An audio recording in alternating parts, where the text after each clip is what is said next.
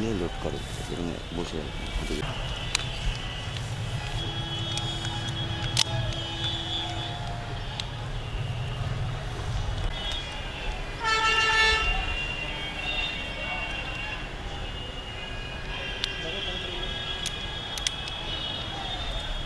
গলার সাউন্ড দিয়ে না, আমি দেখছি আর কি।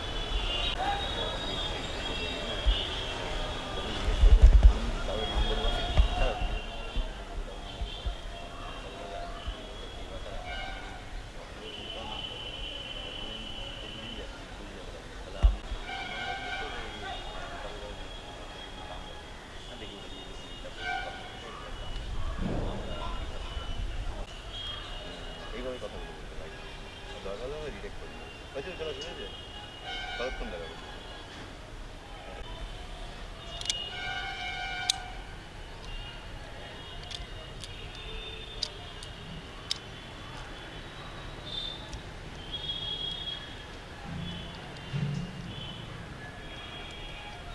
চাইছি চাইছি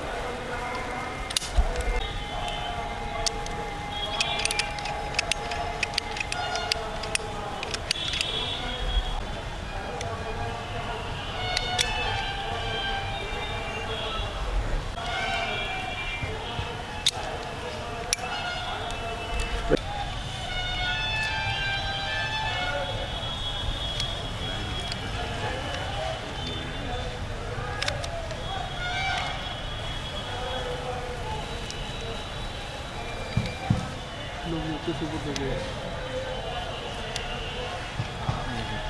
लोग लिखते से কে ये लिखते से নিয়েছে অলরেডি বাড়ি মেয়ে ছেলে না এটা ছেলে এই যে আবার মেয়ে ছেলে আসতেছে চলে যাবে লোকজন হয়ে গেছে শিক্ষা না আরে লোক ঠিক আছে বাকিরা বেরিয়ে যাবে। ও চলে যা বেরিয়ে যাবে একটা খালি কি পিডিসিটিকে হাতে নিয়ে দেবো। হ্যাঁ একটা খালি ফাঁকা আমার হাতে দাও আর একজন খালি দাঁড়াও বাকিরা বেরিয়ে যাও। আচ্ছা এই যে এই রায়গঞ্জ শহরে এই বন্দুকগুলো যে আসছে তো মানে তোমার কাছে যে বন্দুকটা আছে যেটা দেখাচ্ছে ওটা কি কি বলে এটাকে? এটাকে ওয়ান শাটার বলে। হ্যাঁ আমরা কোড নেম ওয়ান বলি। আর এই যে যেটা দেখলাম ম্যাগজিন ভরে এটাকে কি বলে? ওগুলো ম্যাগজিন আছে, হাফ সোলেট আছে, 9mm আছে। কত দাম কোনটার?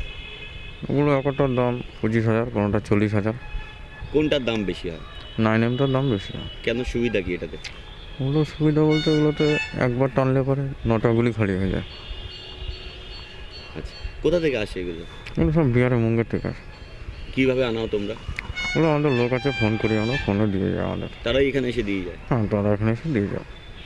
তো এই প্রতিদিনই তো বিভিন্ন জায়গায় গণ্ডগোল হচ্ছে, প্রচুর আর্মস তো পুলিশ উদ্ধারও করে দিচ্ছে, রিকভারি করে দিচ্ছে, মানে গ্রেপ্তার করছে তাদের কাছ থেকে পাওয়া যাচ্ছে, তোমাদের বিভিন্ন সঙ্গী সাথীদের কাছ থেকে পাওয়া যাচ্ছে।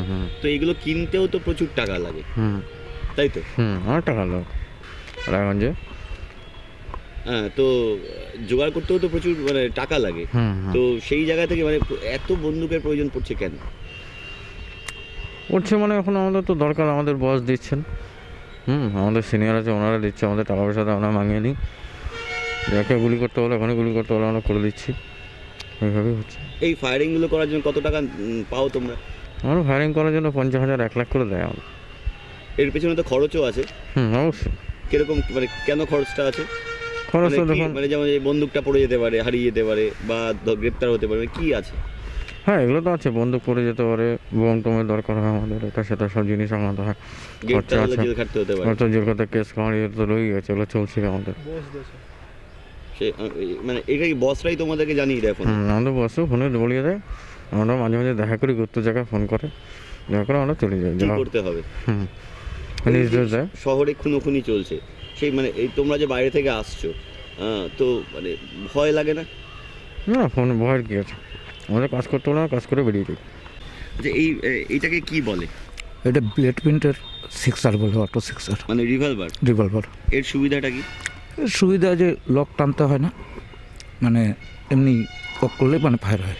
আচ্ছা, আর কত দাম এগুলো? এটার দাম 18-19 হাজার টাকা করে। বিহার থেকে খুব সহজেই পাওয়া যায়। কিভাবে আসে এটা রায়গঞ্জে? এটা ওখানে লোক আছে, ফোনের মাধ্যমেই আসে।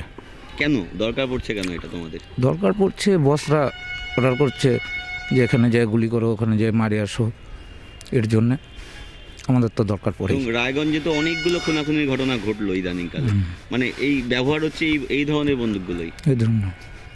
আর কীভাবে মানে যোগাযোগটা কেমন করে হয়? ধরো আমার বন্দুক লাগবে, আমি সাধারণ মানুষ, আমার ধরো একটা বন্দুকের প্রয়োজন, আমি কিনতে চাইছি, আমাকে কি করতে হবে? আমাদের ওখানে লোক আছে, তাকে ফোন করে বলে দিই যে এই মাল পাঠিয়ে দাও, টাকা ফ্যাক্সের দ্বারা মানে পৌঁছায় দেওয়া হয়।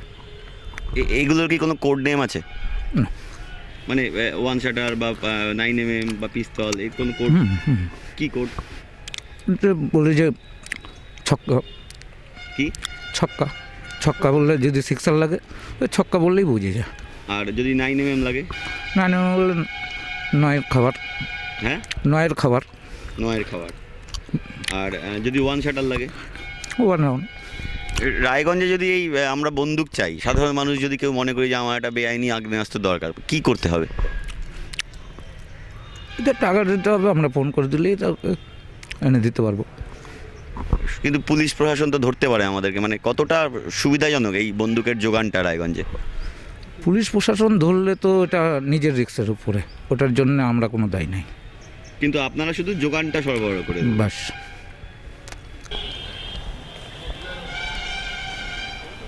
আমরা আজকে রায়গঞ্জেই কোনো একটি জায়গায় গিয়েছিলাম, সেখানে অসংখ্য বেআইনি আগ্নেয়াস্ত্র আমরা নিজেরাই দেখে এসেছি, ঘেটে এসেছি, সে ছবিও আমরা দেখাবো আজকালের মধ্যেই। এত আগ্নেয়াস্ত্র রায়গঞ্জে কেন ঢুকছে, কতটাই বা প্রয়োজন বা কেন?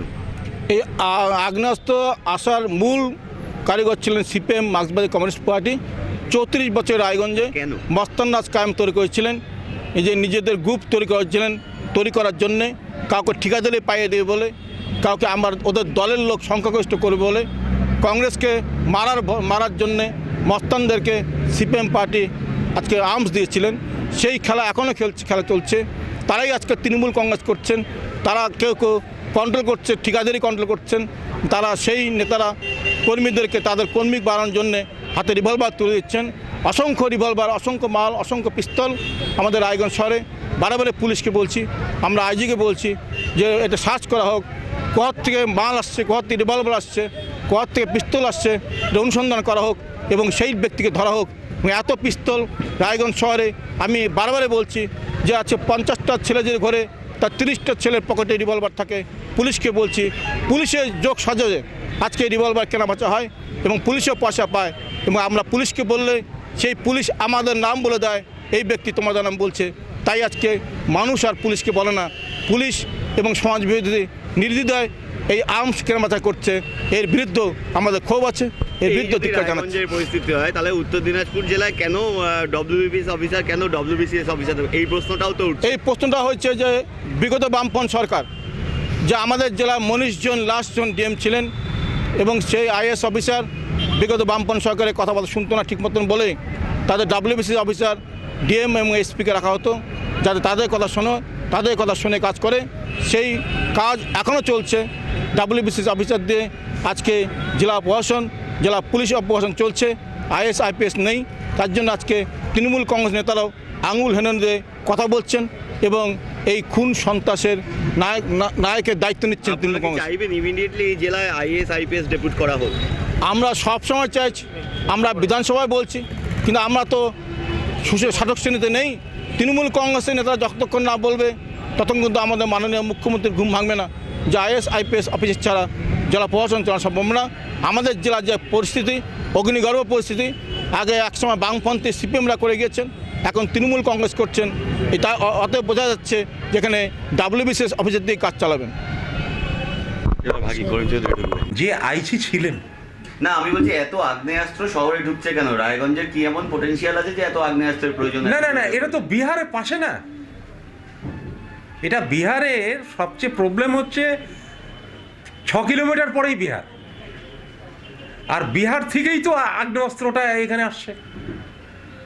যে ছেলে, কিন্তু তার তো দামও আছে অনেক, ফলে কি এমন প্রয়োজন যে লাখ লাখ টাকার প্রতিদিন আগ্নেয়াস্ত্র রায়গঞ্জ শহরে? না না, এখানে অনেক রকম ব্যবসা আছে তো, এখানে ঠিকাদারি আছে, নানান রকম ব্যাপার আছে, তোলার ব্যাপার আছে, এটা নানান রকমই আছে। এখন তো ছেলেরা এই রাস্তায় চলে গেছে এই কারণেই, ঠিকাদারিটা মূল ঠিকাদারি। আর এই অশান্তিতে তো ঠিকাদারিকে কেন্দ্র করেই তো বেশি অশান্তি হচ্ছে। এবং সেখানে কি এই আগ্নেয়াস্ত্রটাই ডমিনেট করছে যে কোন গোষ্ঠী শাসন করবে ঠিকাদারি ব্যবসা? হ্যাঁ, একদম 100%। যাদের হাতে আগ্নেয়াস্ত্র বেশি আছে এবং যাদের হাতে মস্তান বেশি আছে তারাই ঠিকাদারিটাকে কন্ট্রোল করবে।